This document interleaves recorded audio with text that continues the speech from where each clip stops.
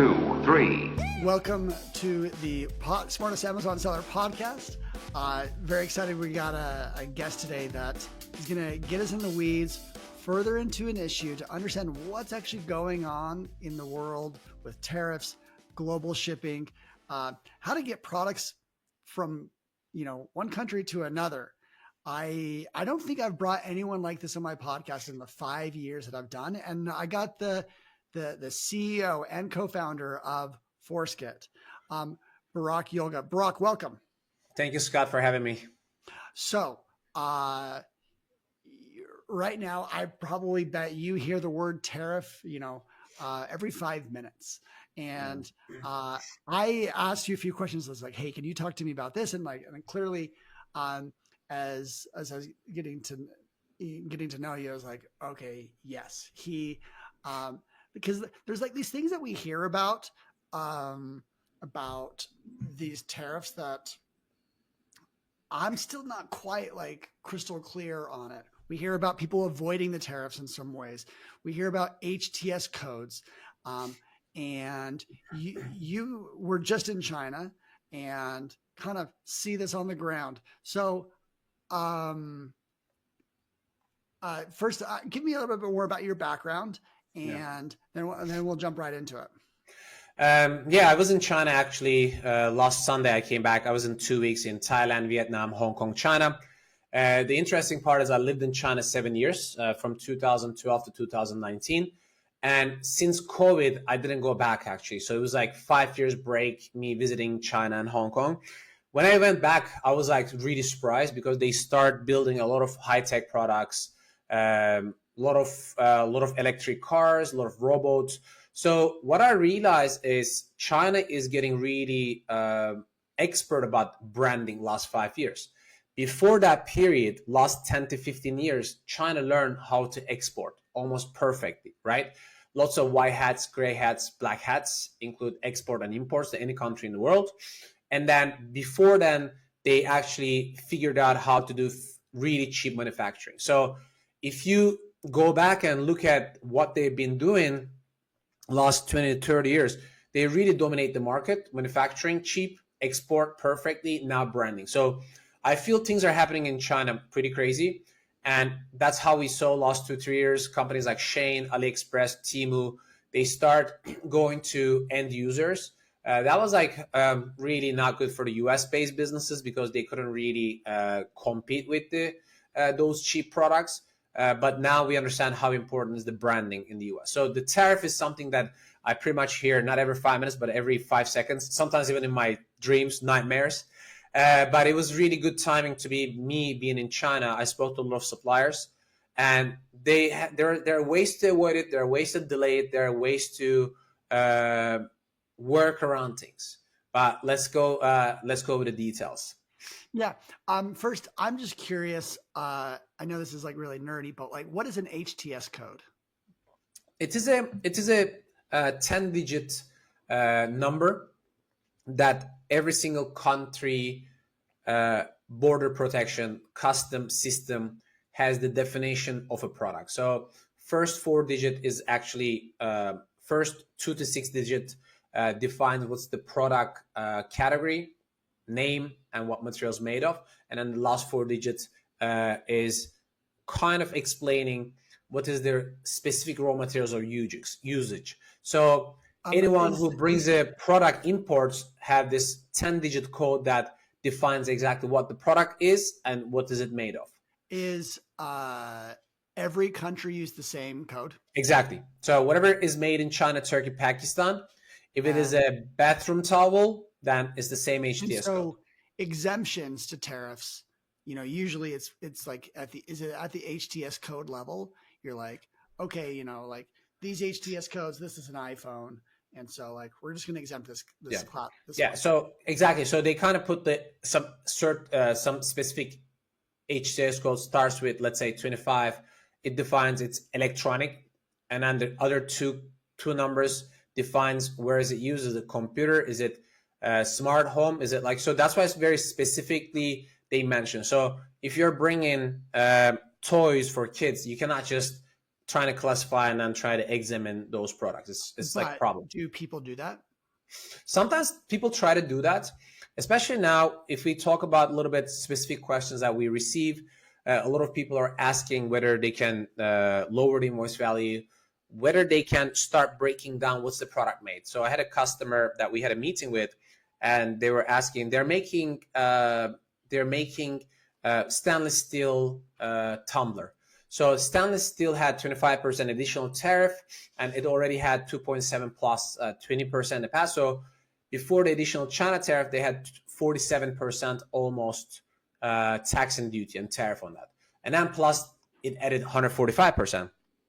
So when the product made in China, you cannot avoid the additional Trump tariff 145%. You have to pay for it. But this company, they could actually pack the product separate, so they can pack their stainless steel mug and the plastic lid separate, so they don't actually pay 47% for the lid part of it. So if it is $6 product, $4 is stainless steel, $2 is the plastic lid, they will be only paying 47% from that $4. So sometimes it makes sense if you're importing finished product, there are some part of the product value you can deduct the invoice, you can deduct the tariff part. So you could you don't add the shipping fee, you don't add the, for example, the mold and the labor cost sometimes. So people start looking into these details. That sounds very similar to like shipping to another country to do the finished good. Yeah. My brother works for Intel, and he told me, he's like, hey, yeah, we have our servers that are made in China. We send them to Mexico, and then they do like a finishing touch and then send it to the US. And like, here's like a, Fortune 500 company playing, this game. Well, this is like years ago. But that's like a legit way to do it. If you can do that, if you can source multiple product casing from different place, inside chip from different place, you can really ship them to a country that you can do the final assembly. But it needs to be done assembly. There's one risk I realized when I was in China. I went to Canton Fair, I went to Hong Kong Electronic Fair, I went to Global Source. I start seeing a lot of Chinese factories. They start putting a sign, Vietnam factory, Indonesia factory, Malaysia factory. When I asked them, what is the cost of the product? So one of the company, they show me this remote control, 45 RMB, which is around like $6 made in China. And then they say it's 50 RMB made in Vietnam. So it's 6.7. I'm like, how come it's more expensive? And they told me all the raw materials going from China to Vietnam, labor cost is cheaper, but then they say packing is more expensive, this and that more expensive. I was like, okay, it can make sense. But then I start thinking about it, that 5 RMB difference, which is 70 to 80 cents, less than $1, that's actually cost of shipping finished product from China to Vietnam, relabeling and export cost. So sometimes they tell you that it's made in Vietnam, but they only change the origin of country, which is 100% illegal. It's a black hat. So if you're starting working with a factory from China, and if they tell you it's made in Vietnam, you got to make sure they can send you the picture or videos of the manufacturing facility, the assembly line, the address. If someone tells you this is made in Vietnam, and if you just purchase product, if they make it in China 100%, ship it to Vietnam, changing the labeling, then you buy that product. Maybe you're innocent, you don't know, but if you get caught, you're going to be the one in the problem, because you basically buying an illegal product which is not made in Vietnam, and you're avoiding the tariff. So that's something very crazy. And another thing, when the tariffs started to hit first, everybody was like, oh, I need to find a new supplier. India, Vietnam, Turkey, Bangladesh. And everybody started looking into it, right? But you have limited sources. You live in the US. You don't have a big team. You don't have too much money. What I realize is now people are starting to do that, but also the suppliers start looking for partner outside of China. So not only you're looking, Scott, to find a supplier, your existing supplier in China also trying to find a new partner supplier in a different country. So they still want to receive the money from you, and they pay to that supplier. They don't want to lose your business. So the risk still there. How can you really trust if the supplier, your supplier, find in a different country as a partner, whether they really make the product in Malaysia or Vietnam? So you need to be sure if someone is trying to sell your product $2 more expensive, they say, oh, it's made in Malaysia. Like you got to be like really 100% sure. They just don't relabel it, which is very easy, but it's really illegal. Yeah, no, totally. And we know that, like, they're not auditing everything, but the more this fraud happens, the more they're just going to be very suspicious. And yeah, I mean, imagine, because the CBP, Custom Border Protection, they have the data of last 20 years that there are 500,000 containers coming from Malaysia.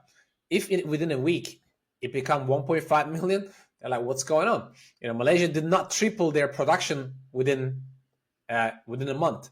Right after tariff, they start seeing a lot of products that originally hasn't been manufactured in Malaysia. They start shipping out of Malaysia. So that's gonna like raise a lot of flag. And some people are like, are they inspecting every container? Of course, they don't have capacity to do that. It's not feasible. But we start seeing a lot more physical exemption. So sometimes people are asking, hey, can I reduce the invoice value? Because Chinese companies doing it, this and that. They ask me the question, how we can get code? So the way it works is there are two types of examinations in the custom. Number one, they only scan the container. And if you ask me how they choose it, their random way of choosing that, I'm sure they have their own algorithm, but we don't know. So they can choose the container to go to an X-ray. So that's where they can understand whether the product you declare, it says toy, but inside electronic, they can easily see in the X-ray, which just takes in 1 or 2 days and $500, $600. But the second one is physical inspection. So what they are looking is whether the product they take the container to a yard, they go physically, the custom protection officers, they go physically open the containers, they take out the cartons, they look at if the quantity is matching, if the unit cost is matching, but more important, they're looking at the labels. If it has made in China or made in Malaysia label on the product box, as well as outside of carton. So if the companies, they change the origin of the product and they forget some boxes made in China, some boxes made in Malaysia, you have a problem. How will they catch like lying about COGS? Cost? Cost, yeah. Yeah. I mean, they have the data. They have the average. And if you have your import of record, your company, Scott, let's say you have a company called ABC LLC, right? You have been importing products last 5 years. When they enter your company, they have the list of products that you imported before, the average cost, the total. And if you suddenly start declaring the goods value 50-60% lower, then it's the same product, the same supplier, they have the information. So they'll be like, hey, why are you start declaring so low of the value? They know that it's just like avoiding the tariff. What about Chinese companies doing this? It's a long story. We can discuss that next couple of days. But most of them are not based in the US. So that's like it's not a fair competition. That's one of the biggest problems. They have just a fake registered address. They open and close a company every year. It's just so easy to open an LLC. And then they abandon those companies like in a year. So they declare really low value, maybe 1/10. They get caught once in a while. The shipment is sent it back or they destroy it. And they lie to their customers because there's no tracking, there's no information. So DDP is always dangerous. And then basically they just open a new company. Do you see the CBB getting on top of that? Yeah. I mean, they have been tracking things like last 5 years. And there's one thing that I'm actually very happy for US-based sellers, like Amazon and e-commerce sellers and businesses, small businesses, large businesses. The government is canceling de minimis, which is basically forbidding importing anything below $800 without tax and duty. You wouldn't maybe know, but for example, you give an example of the Intel. It's a legit thing that they do. Like they manufacture, they actually have a production in Mexico and etc. They do a finished product, but close to 30% of e-commerce brands based out of the US, they used to ship products to Canada and Mexico, like bulk, like a full containers, and they would ship they would do drop shipping from Canada to Mexico. This has been going last 10 years, 20 years, 15 years. So last couple of years, we actually think that it's getting popular to do drop shipping from China with Temu, Shein, but actually a lot of US-based companies, they would use Canada and Mexico-based 3PL companies to avoid this tax and duty. So now they also need to move their fulfillment centers to US. They need to start paying tax to import full. So I think that was a really good call from the administration to stop this below $800, because sometimes if a company from China, they would ship a full container, they would open 20 invoices and 20 bill of lading, and they wouldn't pay anything for a full container. That's crazy, right? So they have so many different ways of actually avoiding working things around the tariff. But that's why now Temu stopped advertising, because most of those below $800 products, they can't import I tax saw and duty. reports just this morning that Shein has basically doubled their prices on some of their. They have to. They have to. I mean, that's what is supposed to be done, you know. So I don't. You're referring to just an even playing field.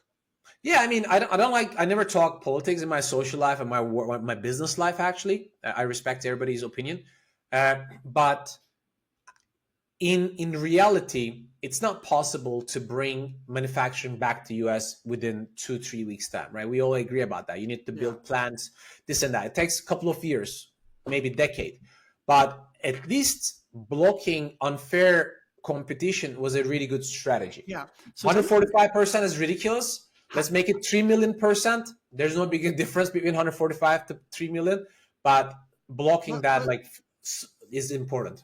Let's step back and how is this affecting other, you mentioned a lot of other countries like Turkey, India, Bangladesh. Are people setting up relationships with and ready to ship new sourced products?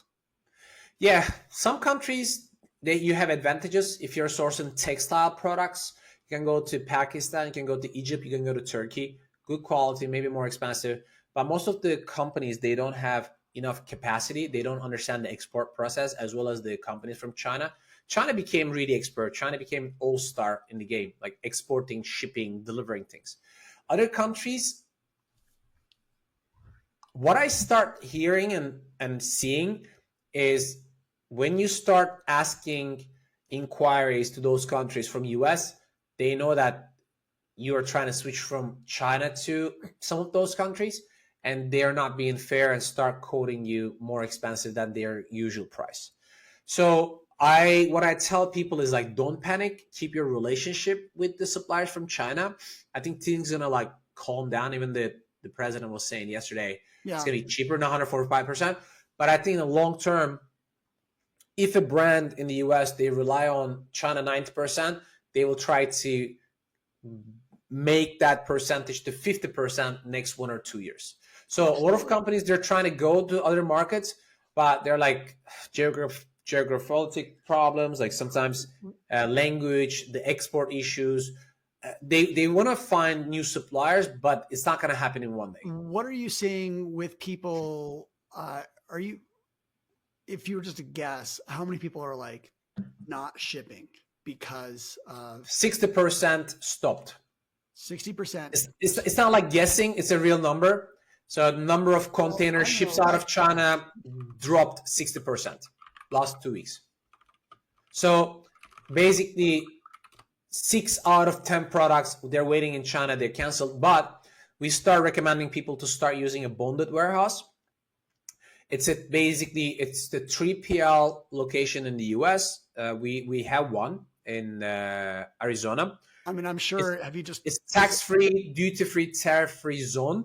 You bring your container in. You can partially import that product, so you don't have to pay all the tariff once at a time. So you have a better cash flow.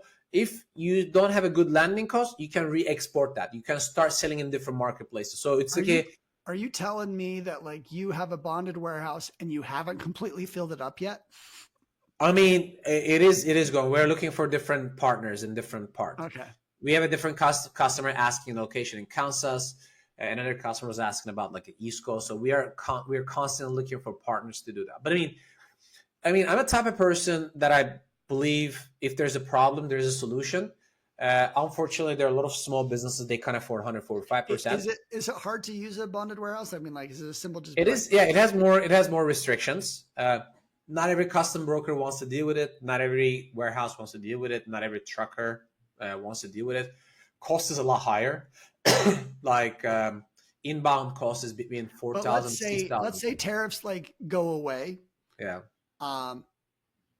The advantage would be like, okay, let's get to a bonded warehouse. The moment tariffs like go away, that inventory is a little bit more. Yes. Okay. Yeah, absolutely. But also, if they don't go away, you can still partially import.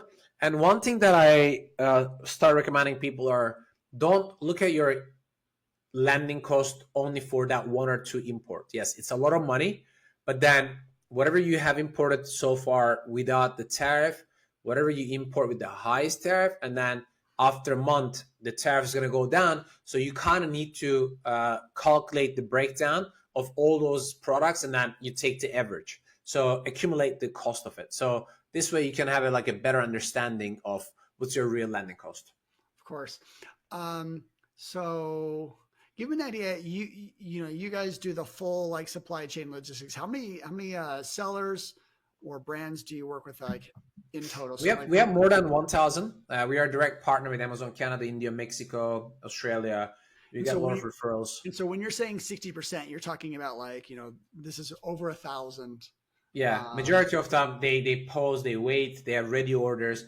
But, they start shipping to Canada because they want to start selling in Amazon Canada, for example. But also when the tariffs stop or pause, they can import products to the US. So the problem is, if you have a ready product, if you already tied up money, and if you don't ship it, that's going to even be worse for your business, because then you're not going to have inventory. You're going to be out of inventory. You're going to be out of stock.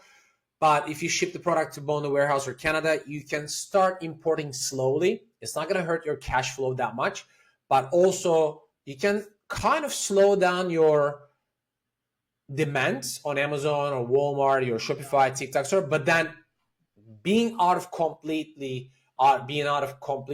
inventory means being out of complete business. So that's like tough. That's why I kind of tell people to go continue, but try to understand your costs and what's your plan B and C. Start trying to ship other marketplaces. So I think, Scott, that's like every bad situation kind of causes a good reason. Sometimes people start looking for alternatives. So I think that's a situation like that now.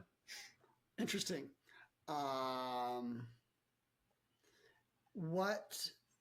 If you were to crystal ball, how much longer can this last before U.S. consumers are really feeling it? I think within 4 to 6 weeks, because I feel like we haven't, the orders dropped last 3 to 4 weeks, right? If it continues another month, means that the product shipped out middle of March, it still landed without extra tariff. So people still buying non-tariff products, but anything companies ordered and shipped from 1st of April, which is going to land now, it's going to have 150% tariff. So if it continues, we're going to start seeing higher prices from June 1st. We have to. Not every company. If you're Apple, you have a benefit. You don't pay 145%, but you only pay 25%. But if you're a furniture company and if you're receiving outdoor furniture that you're gonna sell in July, your landing cost is supposed to be like $200 versus now $440, $450. You have to increase your price. Maybe not 140%, but one of the largest brands, Anchor, they increased their Amazon price 18%. So it's an example. That's why I think that there's this crazy stuff is going on between the Fed and the administration, talking about dropping the interest rates. But the Fed president was like, hey, it's going to be, this tariff situation is going to implement directly high price. And that's why the largest retailers, they had a meeting like Walmart, Yeah. Lowe's, Home Depot with the administration 2 days ago in the office, basically talking about the concerns. Another problem is we're not going to have enough goods. Crazy data. 97% of baby strollers made in China that's sells in the US. 97%. So you either going to tell people to stop making babies, or you need to find a way to import the strollers, Or yeah, no, that's crazy. There's some categories like that that are just completely dominated by depending on China. yeah, and we could spend all day arguing whether that's good or bad, but very interesting. And actually, it's like super interesting to get someone that's kind of like in the weeds and also able to see things at a big picture of how things are going on. Well, Barak, thank you for sharing so much of your insights. I was actually I did not know when I first like interacted with you that like, oh, you're the founder of Forceget. So I'm glad I got like the best resource. Thank you. And so I'm a big fan of Smart Scott. We use Smart Scott. We recommend to our customers. I think if we make the summary, don't panic. Look for options. mm-hmm. Don't stop your business. And options can be import things slowly. Don't hit black hat tactics. Business is a long term. I know it may sound easy, but if you have too much cash flow issues, start for alternatives. Start trying to sell in different marketplaces. We help you with global shipping, setting up companies in Australia, UK, Europe, VAT numbers, business numbers in Canada.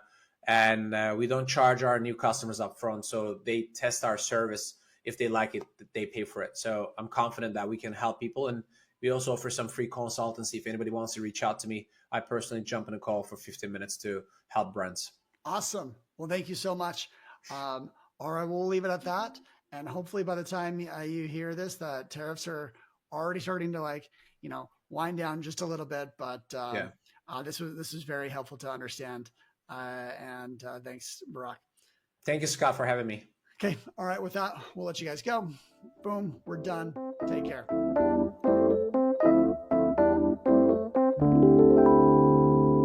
1, 2, 3.